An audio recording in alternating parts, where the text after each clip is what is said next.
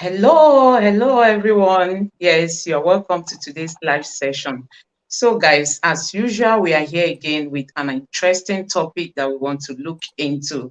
We all know what happened in Imo State, during Ihedioha's time, how Ihedioha was ousted out of office while the current governor of Imo State took over. Until today, most Nigerians have not really come to terms on how that ruling went. And we all have to equally be smart. We don't just have to, just sit like that to wait for the tribunal to come up with their final judgment without we trying to look back and see, some of the rulings that have equally come from the court.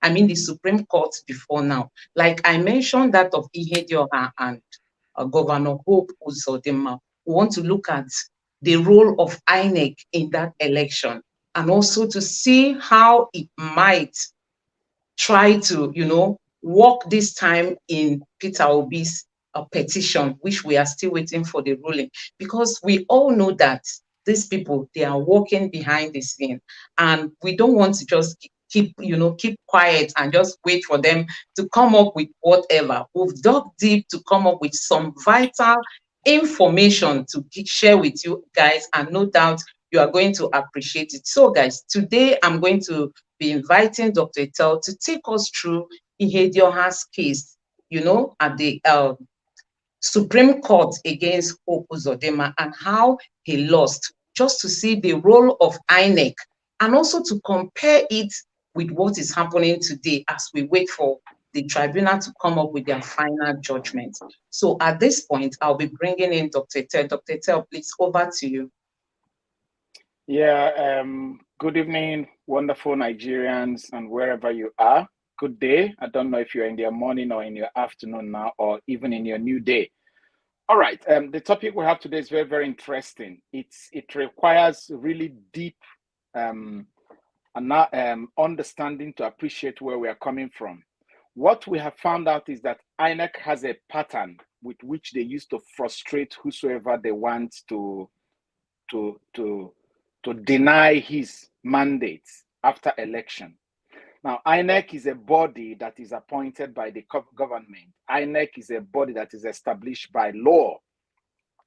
It is expected that they play a very central role in our electoral process as an unbiased empire and a regulator. However, what INEC has been doing, a pattern that we have now established, which we're going to use the case of Hope Uzodinma versus Ihedioha to confirm this evening, is that everything INEC did at the P2B's trial, at the trial which P2B is involved, was deliberate. It's part of their playbook.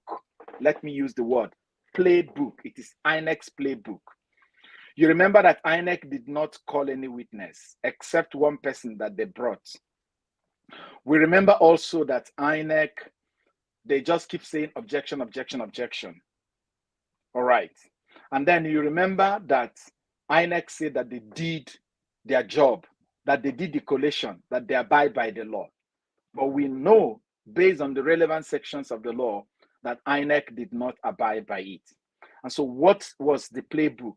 The playbook of INEC is because based on the Electoral Act 2010, which has now been amended to give us Electoral Act 2022, INEC is supposed, someone who is a petitioner is supposed to prove beyond reasonable doubt that INEC did not comply substantially according to the Act in such a way that it will affect the outcome of the election. INEC knows that. And INEC knows that they have relevant documents that will always aid and help a petitioner in their case. And INEC is supposed to make it available.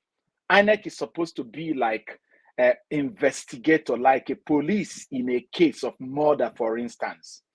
Both the petitioners, both the prosecutors, the prosecuting witness counsel, and the defense counsel, because police is supposed to be the agency of the government, they have right to ask for this anything from the police, because anything police is keeping is government property, and anything INEC is keeping is government property.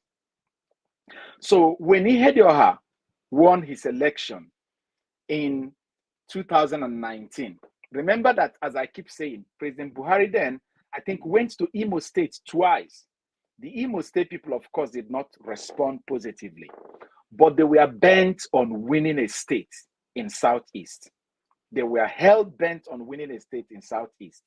So they brought Hope Uzodimma.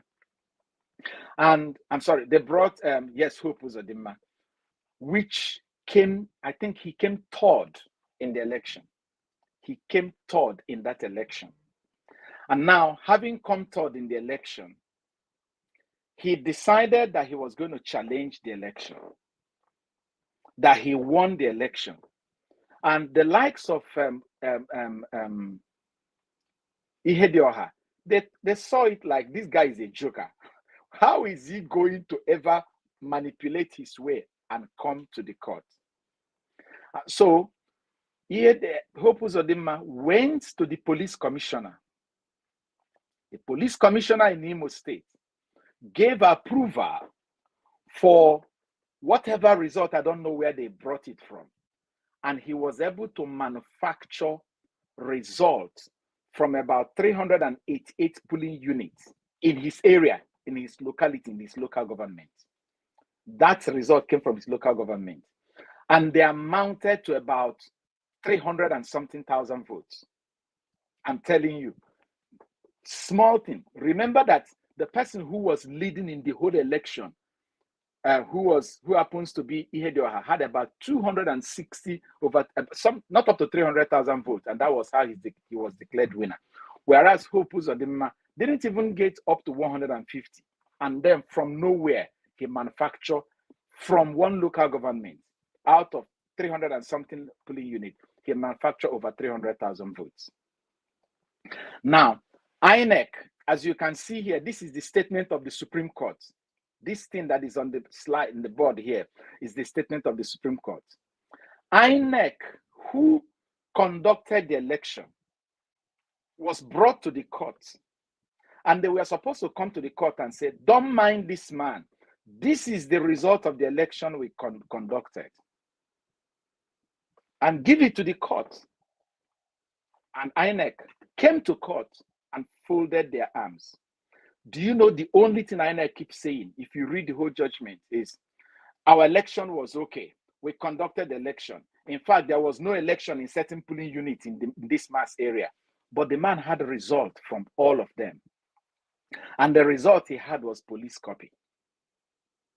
And in that place where he got about 300 and something thousand votes, PDP, which is the Ihedioha, got less than 2,000. Just the same kind of thing they did to Labour Party in Rivers State, where from one local government where Labour Party got over 70,000 votes, they reduced it to less than 4,000. That's exactly what happened there. And now, the Supreme Court was like, if you say, as it's written here, as regard the third respondent, which is INEC, because Ihedioha was the first respondent, PDP was the second respondent, and INEC was the third respondent.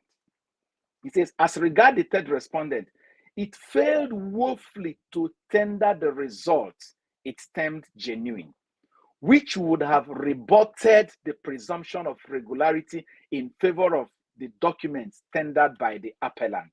Meaning, if you who conducted the election said that what any other person is tendering to the court is a lie, show us the one that is the truth. Now, before we get angry with the Supreme Court, because I still found error in that judgment. The error I found there is that what was the total number of registered voters in that place? What was the total number of accredited voters in that place? And what is the vote count for other parties in that place? All those things, the Supreme Court did not give it attention. More so, IREV was not available then. BVAS was not available. They were still using smart card reader, which means it is possible for somebody, one big politician, who is supported by the police, to go into one office and write 1,000 results using incident form. But INEC, I believe, colluded with Hope Uzodimma to stand back. And let me use this word, PDP, as it were, was naive to think that the Supreme Court will attach more value to their polling agents' results more than the one that police tendered. Because whatever police tendered is government copy. But what PDP tendered is the party's copy. And what INEC should have tendered would be superior than the one of the police because they are the people who conducted the election. But because INEC did not produce anything based on the probate value, I think there's another slide that talks something about the police. See what the Supreme Court said about the police there. Based on the probate value, it says the police copies are particularly relevant and admissible where, as in this case, the respondent here means Ihedioha, PDP, and INEC, raised the issue of the authenticity of the result in their pleading.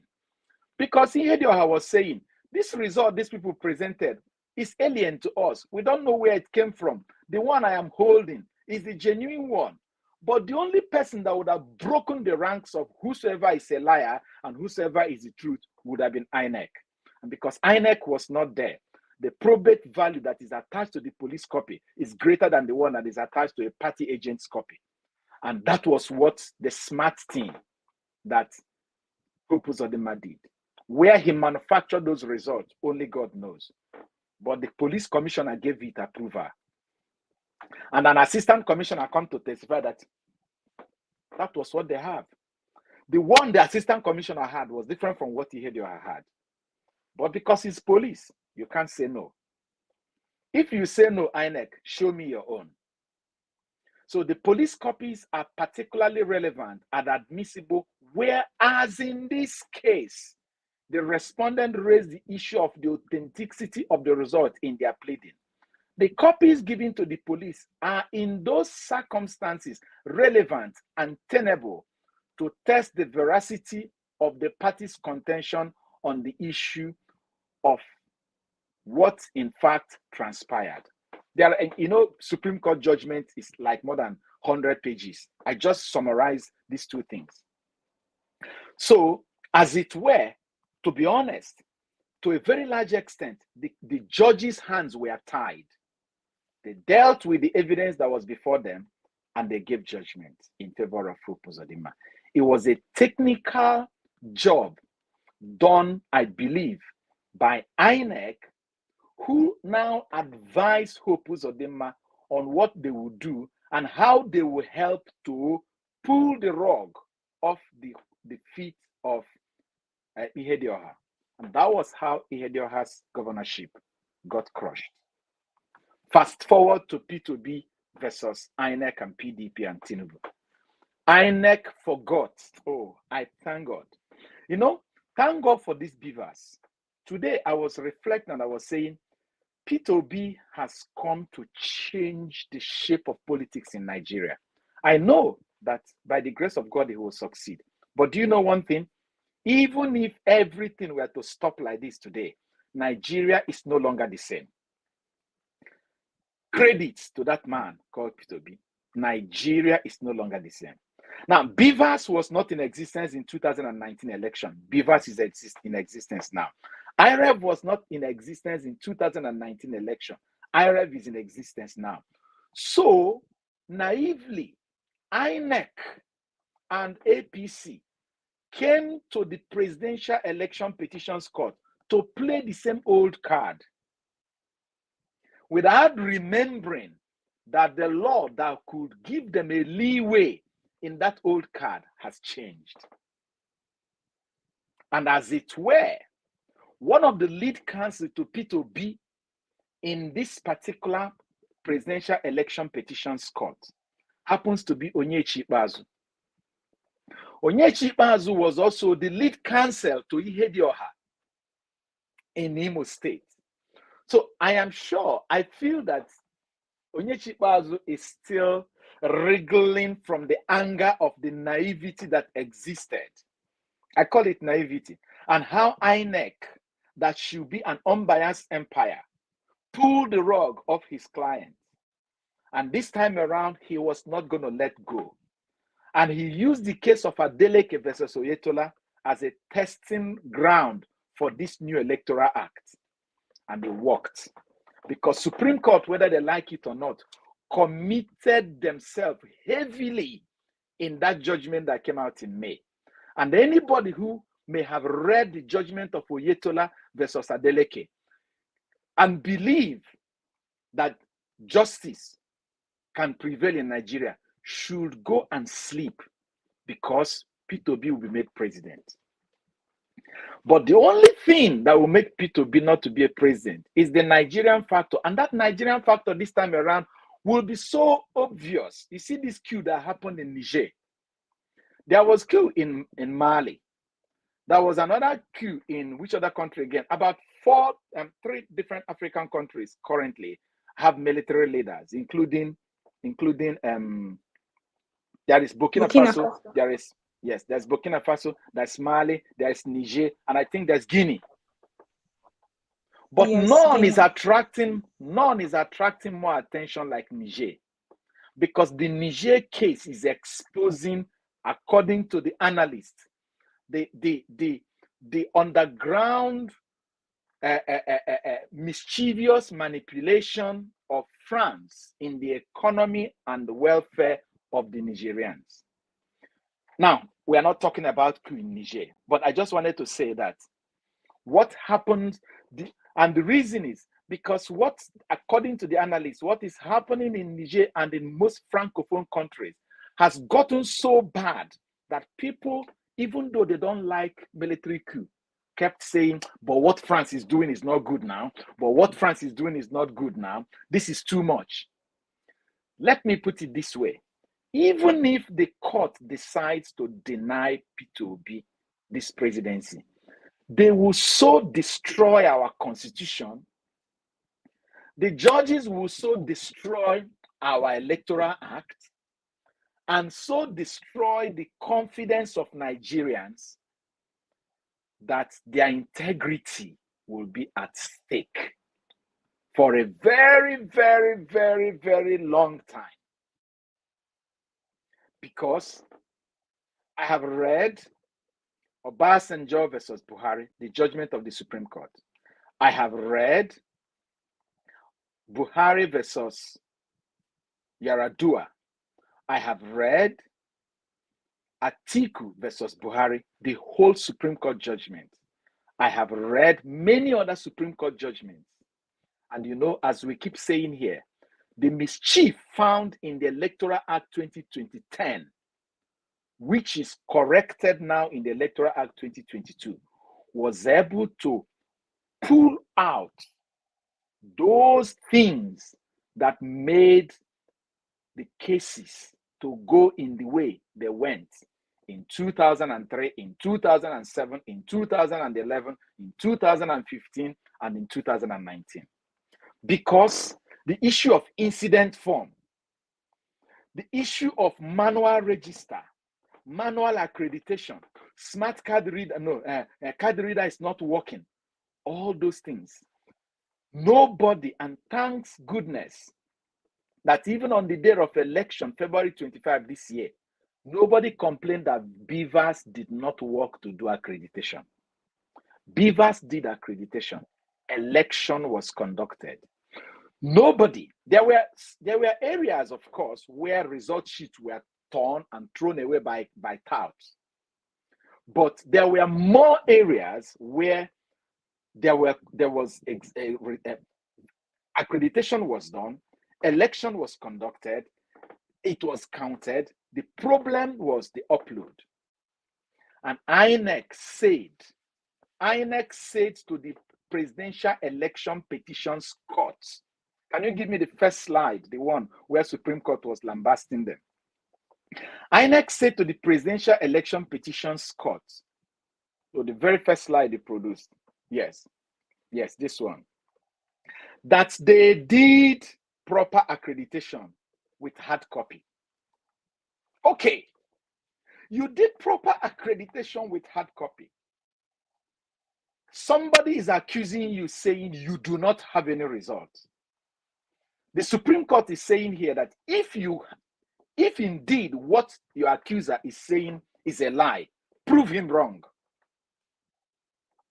So even without the Labour Party asking for the results, for the fact that they have alleged that there is no result, INEC is obliged, the burden of proof has now been shifted to the INEC to prove that there was a result by doing what? Tendering the result in evidence. But they did not do it. They stayed put, just like in the case of Ihedioha versus this versus Hope Uzodinma. But then look at the smartness of Labour Party. Without knowing, they were in some form of amnesia when they certified blank papers, truthfully showing that they don't have a result, because if you have it, it will show. The certified blank papers. And then on IREV, which is another reference point, because assuming they had the results on IREV, and they say, we are not coming to the court, after all we have IREV, if you doubt it, log on to the IREV. Nothing is on IREV. About 39,000 polling units were either blurred, blank, or inaccessible, resulting in a total vote of about 5-point-something million.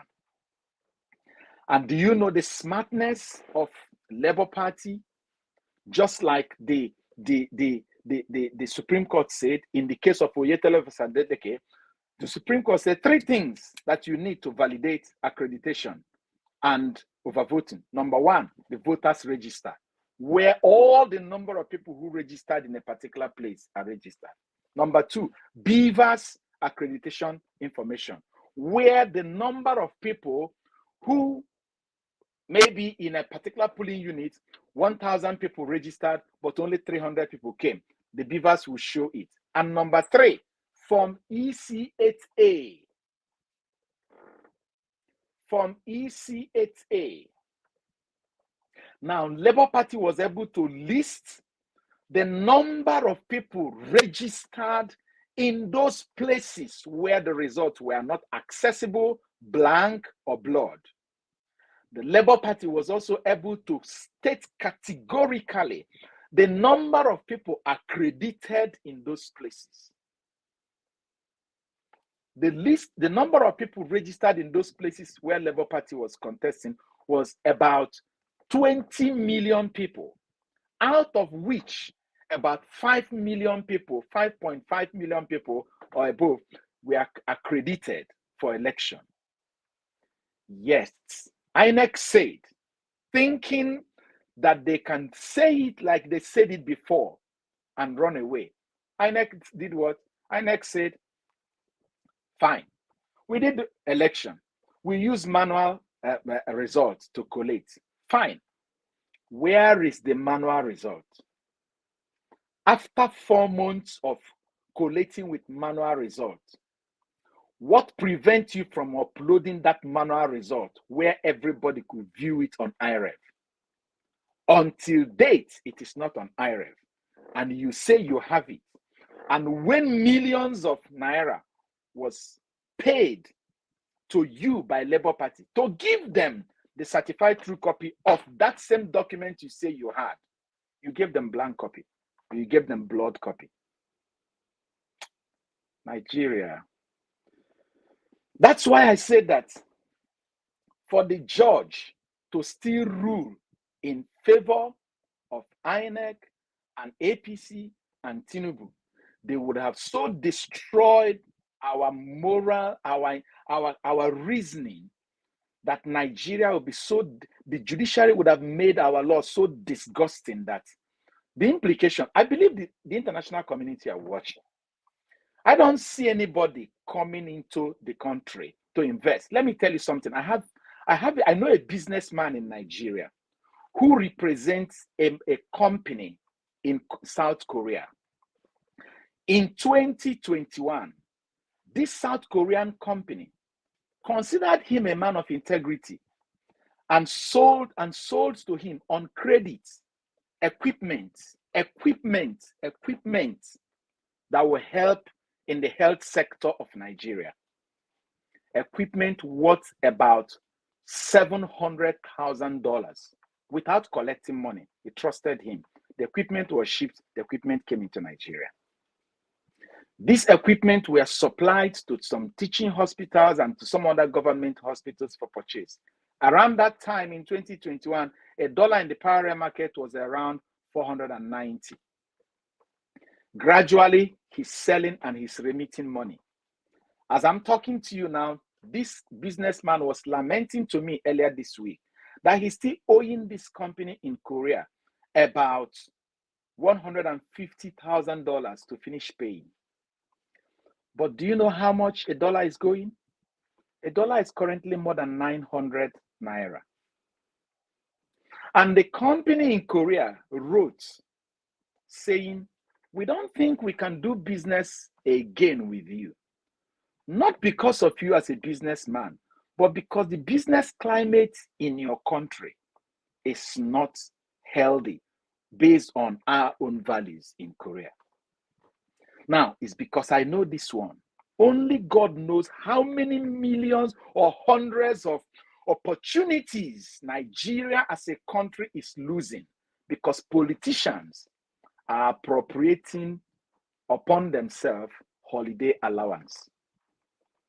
Of course, we know about GSK. After 51 years, they left Nigeria. Nobody cares. Because politicians are appropriating to themselves what? Holiday allowance. They don't care because they will make their own children members of House of Assembly. They will make their own children members of House of Representatives. They will make their wives commissioners. They don't care because politics is the highest paid industry in Nigeria today. And the politicians will keep recycling themselves. So whether Nigerians are burning or grinding is not their business. I was listening to Arise News yesterday, and they said that the Labour leader was talking that the president said that he lives in 2-bedroom apartment. Okay, you live in 2-bedroom apartment, fine. And you're giving us how many ministers? What actually is the emolument, the package, the pay pack of these ministers? I think I have the record of these ministers here. If you give me space, or do you have it, please? Yeah, I have the slides. Doctor, I just want to make a little comment as regards to the first points that I spoke on. Sure, go ahead. Yeah, we can all see that INEC deliberately didn't want to transmit results to the IREM. So it was intentional. It's not as if there was any glitch. Because from what you just said now, what happened in Imo State, you can see that they are always, INEC as a body, all those leaders, they are always partisan. And they always like to work with the ruling class, the ruling party. Mm-hmm. All of a sudden, they said they had a glitch. The INEC chairman kept telling Nigerians that there was no going back in uploading results directly from the polling unit. Real time, he kept saying real time. People will be watching it happening live. All of a sudden, they just made a U-turn. And up to today, they've not come out to tell Nigerians what that glitch was all about, how it happened. All of a sudden, they transmitted other results. Only that of the presidential was where that glitch occurred.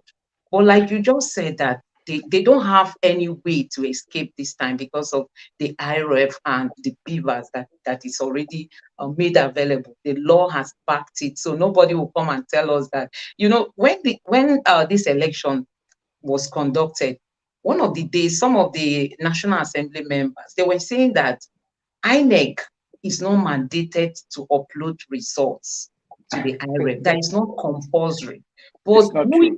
we all have come to know that it's compulsory for them to do it. So they were just looking for a way to deny Peter Obi, the Labour Party, the victory that they know that they got during this election. But honestly, from the look of things, victory is ours already. It's So talking about what is happening, okay.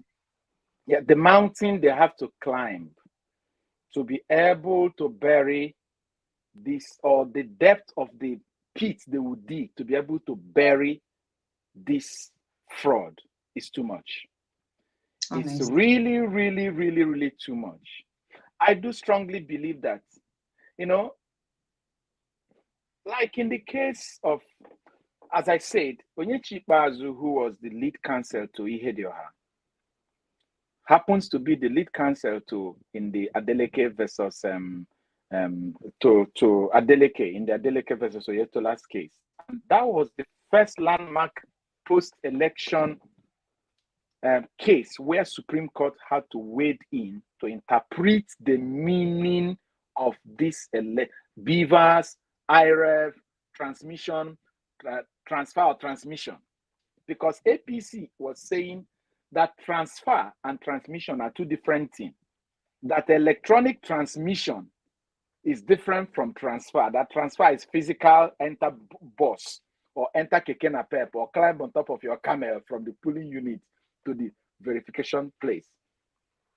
But Supreme Court came in the case of Oyetola versus Adeleke and made it clear that the upload, they even used the word upload. Do you know Supreme Court used the word upload to the IREV, and said that it is very, very vital part of the collation, which INEC themselves admitted in their manual, in their training manual, paragraph 2.9.0. They said it there, that what they wanted to achieve by introducing beavers and IREV is to make sure that results are not hijacked between the polling units and the collation center. So even if they say that upload to the IREV is no longer relevant, how have they cured that hijacking menace that the beavers upload was meant to cure? Because that is the only thing that changed Electoral Act 2010 to Electoral Act 2022. And again, if you look at it that way, you now appreciate the fact that, I hadn't finished talking that after they gave Peter Obi blank copies of their certified true copy of the result they have by law, by reason of their stamp, established that what they had was blank, that the result they announced, they cooked it up from their head.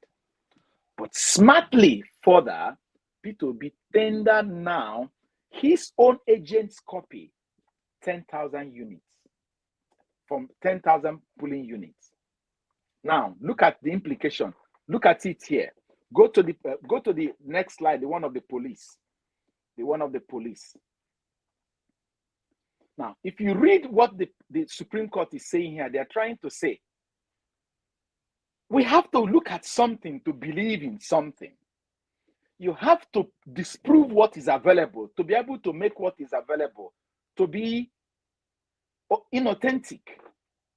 So the only thing that was tendered in the court is what INEC produced, which is blank, and what P2B produced, which is filled out. Police copy is not necessary now because nobody has argued. Supreme Court cannot say, oh, P2B, we cannot take your own because the probate value is the lowest. And they cannot take the one of INEC because it's dead and there is no police copy at all. Because PDP and APC and Tinubu themselves, if they were smart, what they would have done would have probably gone to manufacture another police copy, which they didn't manufacture. And as I read this case, the Supreme Court, and it is part of our legal system, You don't hear new evidence. The appellant court only weighed in to decide whether the trial court judged well or did not judge well. So evidence is done. No other evidence is going to be tendered as long as this presidential election petitions court is concerned. And as it were, the only person that tendered evidence there is Labour Party. Labour Party is saying at least 18,088, which is verifiable, is blood or blank. If you take it, you see that about 2.5 million votes is losing. From who are you going to remove it from out of these existing votes? The court cannot arbitrarily remove it from everybody. But when they look at the difference between what INEC declared for Tinubu and for Atiku, and they see that it is less than 2.6 million votes, it will be automatic cancellation. And Labour Party is further saying, if you don't want to cancel, there is no other result here other than the one given to us. And do you even know one thing? Because Labour Party's copy is a duplicate copy.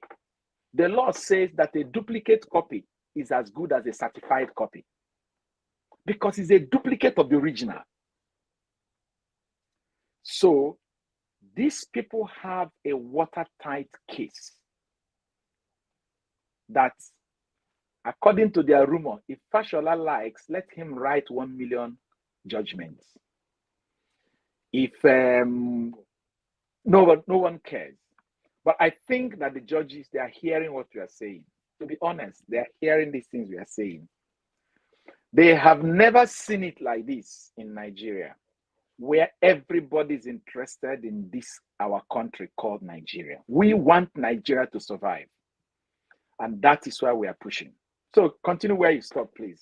Yes, all eyes on the judiciary. No doubt they know that our eyes are on them, and the eyes of the international community are equally on them. So they don't have option than to give us justice. So talking about the election tribunal, we all know that the APC has come out to say that they don't want Peter Obi in case if there should be a rerun. They don't want the Labour Party. They don't want Peter Obi to be on the ballot. They said rather Atiku should be given to them for the rerun. But you can see what is happening here. The number of ministers that this government has decided to take up.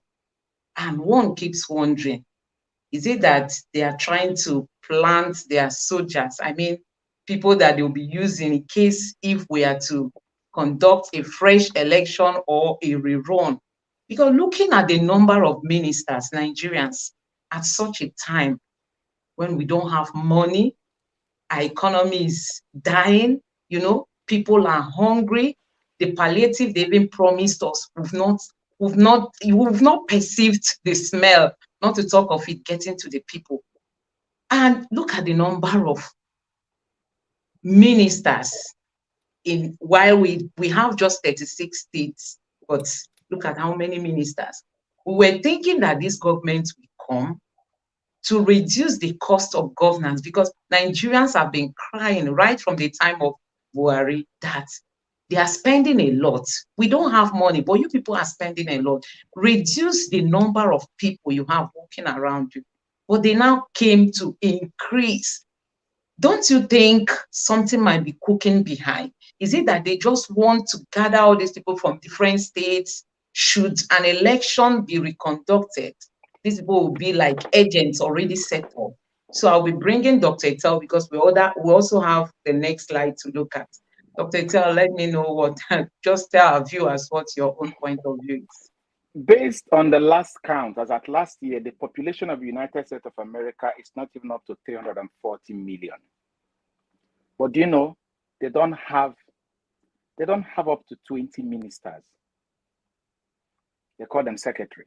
They don't have up to 20 ministers, the whole of America. And Nigeria has 48. The highest Nigeria has ever had. At a time when Nigeria's economic situation is the worst it has ever been. So while the things are getting tougher for Nigerians, life is actually pretty much better for the politicians. Okay, let's go back to what the President Tinubu told Labour Group, Nigerian Labour Congress, the organized Labour. When they asked him about this number of ministers, he said that they should see it as him creating employment. Can you imagine? Can you imagine what our president said with his mouth?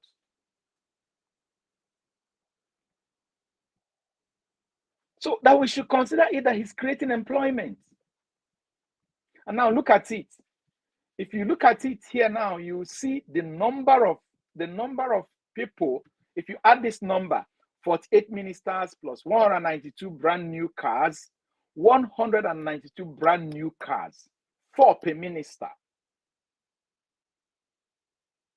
Did you see that video? Did you see that video in Netherlands? An African woman was going to work one day and ran into the prime minister on the street. And she was screaming, "Look at me, look at me, look at me. I just ran into the prime minister. I just ran into the prime minister." Prime minister, as it were, is like the head of government, is the head of government. You remember Boris Johnson, before he left government, when he was the prime minister, he rode his bicycle into African shop to go and buy things. And the guys in the shop were screaming. Look, they were taking pictures with him. They couldn't believe it was him. He came to his bicycle where he tied his bicycle. They rushed to take picture with him, and he finished, climbed the bicycle and drove off. This is the head of the government of a country where all of them are coming to do what? To train their own children, to get their medical checkup and what have you, and treatment. And this is the quality of life. It is said that Nigerian politicians, especially the legislatures, is the second highest paid legislatures in the whole world. I've forgotten the name of the other one in Asia, one of the Asian countries, who is the toppest. Now, they are going to spend this money. Somebody said it and I believe it. They are preparing for election. They're already buying them. They're already spreading it. Because all these 4 cars will be deployed for campaign. They will come to intimidate people. All of them will be mobilized with policemen who will be threatening people. Instead of going to man the polling units, they will be following ministers. 728, 15 per ministers. 240 security personnel, 5 per ministers. They are preparing for election. And president said that he's creating job. That is, we should consider it as him creating job. That is, our president is saying that after desiring to be president for almost a decade plus, the first port of call that occurred to him on how he will create job is a political appointment. That is him creating a job. Nigerians, we can see. We can see. It's really, really, really, really appalling that this is the way we are going. So I don't have anything to say other than to say that they are preparing for election, and you know that they are preparing for election. They have pleaded the court. They say they are happy to go back to the polls again, provided that Labour Party is not involved. Unfortunately, even with the case on hand, if a second election is declared, they are actually the party that will not be involved. They don't know. But I'm sure they know. They know, they're just talking. You know? Yeah, so talking about this current government, it will shock you to know that even the governors who couldn't govern their own states very well, they've all been brought back to serve as ministers. You can see 9 out of 11 APC governors who lost election are now ministers. Because these are the structure patrons. Remember what Peter Obi said? They have the structure of nothing but structure of corruption. You need all those patrons of their structure, you'd still need them. Because having finished as a governor, you know, they still have large pockets. Is anybody investigating them? So all the state money that is in their pocket is still there. So they need to make them ministers so that they can deploy such money during election. It's a very simple logic. They are the custodian of the corruption that Peter Obi described as the custodian of the structure that Peter Obi described as structure of criminality and corruption. That is it. That is it. You can see that 41 out of 48 ministers have corruption cases. All those things, they've brushed them by the side. They don't care. Didn't you hear the one of the Benue State where they're saying a man who is a professor, to become a professor, number one, you have to have, you don't necessarily need to be a PhD holder to be a professor though, but it's most unlikely that you could be a professor without being a PhD holder. Because your literature, your publications, your academic work will speak for you. That even if you didn't go to enroll to do a PhD, the university will give you an honorary doctorate degree even before making you a professor. Now, why am I going back this lane? It's because there is one thing about scholars. They like to be thorough. They like to check things in and out. They like to proofread.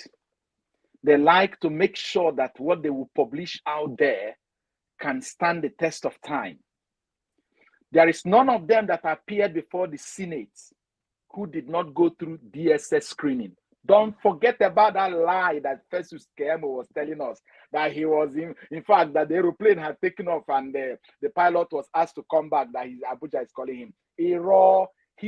That is to tell you the people we have as our leaders, they are pathological liars. There is no way Festus Okoye will stand there without first of all clearing DSS. So don't be carried away. He told us a lie. But how are we to be in his mind? Okay, now, what was it I was trying to say? Now, so this professor from Benue State, you had your CV that you shared to the senators, and you did not see the mix-up in your age, that based on what you told them, you're trying to say that you are 3 years old when you started primary school. And another senator got up and said that it was a typographical error, that they should forgive him. That's where I'm going.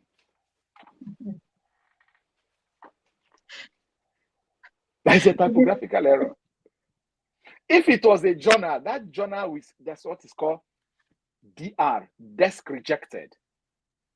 As in, if it were to be a journal that you submitted like that to editor, just mere looking at such typographical error, they won't even look at the validity of your case. They will just DR, desk rejected. I reviewed journals for a lot of top American and European journal companies. There are criteria. You start first and foremost with the standard formatting and then the grammatical errors before you come to the meat of the matter. That is why when you pick academic journals, top academic journals, there's no error in them because it's gone through rigorous touch. And so this man who is a professor, who is supposed to have been churning out PhD holders, who is supposed to have been teaching, assuming I found myself in his class, teaching me with these values, he came there untidy in his CV. He doesn't even have a research assistant that he could say, hey, Miss this or Mr. This, help me look at this, my CV. Is there any type of error there? He carried it. There was no error. He was just forging. He forged. He was telling us lies about his age. And they cleared him. And the senator said, he's from my state. It's a typographical error. Let us just forgive him. And they forgave him. Oh, wow. So, guys, talking about corruption, you can see why Bola, what's the name of that? The EFCC chair, Bola, yes. You can see why this man is being held. 41 out of 48 ministers have corruption cases to answer. And Bola has been held for some time now. They've not given him the privilege to come to court. They've not sued him, as in he has not appeared before the courts, as in they've not how do they put it, bring him before the judges to, like, let's know the charges that they have against him. They just kept him there. So you can see this might be one of the reasons why they try to, like, take him out of the way, because he might serve as a stumbling block to many of them. We even know that our Senate president, I mean the current one, yeah, he's also having corruption case like that. But I just pray that with all these things, the judiciary will be able to give a ruling that will rescue Nigeria, because the way things are going now, I don't think is going to help us in the future. So many countries are now looking down on us. It's not as if we have that good reputation before now, but with the happenings now, I tell you, Nigeria is nowhere to be found in the international space. People will look down on us as if everybody in Nigeria is a corrupt person. But you find this corruption mainly among our leaders. I pray that the judiciary will sanitize the whole system. So I want us to take some of the comments here before we finally conclude for today. Okay. The days of reckoning has come to visit Tinubu and those evil politicians in Nigeria. Tinubu can plan a war for France and the US, but their plans are going to be destroyed by flame from heaven. Amen. As opinion, we're not expecting anything less than justice from the judges. The judges should not listen to the Western world or any influential people. Good. I believe they're hearing.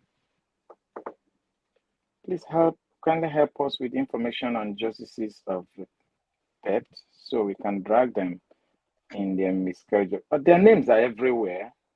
If you have their names are everywhere, we need the name of their family. My own is I'm not into this thing. I just like to read, to think. So this is not in my this thing. But the justices are not hidden. The most important thing is, as I keep saying, I know they're hearing us. They have no choice than to pass the right judgment, because everything is written on the sky and everyone is watching it. No peace of the wicked, all eyes on the judiciary, yes. Meanwhile, I've been seeing some branded items these days. Bags, clothing, billboards, carrying all eyes on the judiciary. The judges in Kano have disqualified the candidate of NNPP for Kano House of Assembly based on certificate forgery. So Tinubu must be disqualified. Peter Obi should be declared winner. I'm sure the guy will still appeal. Appeal court is the highest level for, I think, state legislatures. Yeah. What is technicalities that they say the judges may come up with? We didn't say, nobody knows. You said they may manufacture one, but we want to believe that no matter how they try to manufacture any technicality, this will be too much for them to bury. Inec uploaded pictures of human being, hoping that we are kindergarten. Who does that?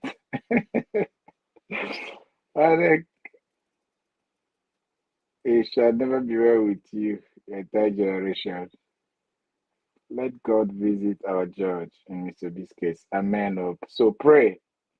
Let's pray. Yes, the reader says that we should clap. The president is creating a job. That's true. This, in fact, this is a plum job. Plum job. Plum job. Why are we complaining? All right. Let's call it off today. I'm sure we've had a very good time.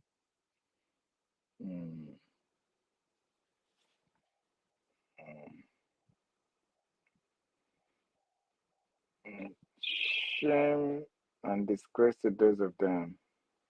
They're actually not asking a question. They're just making the opinion.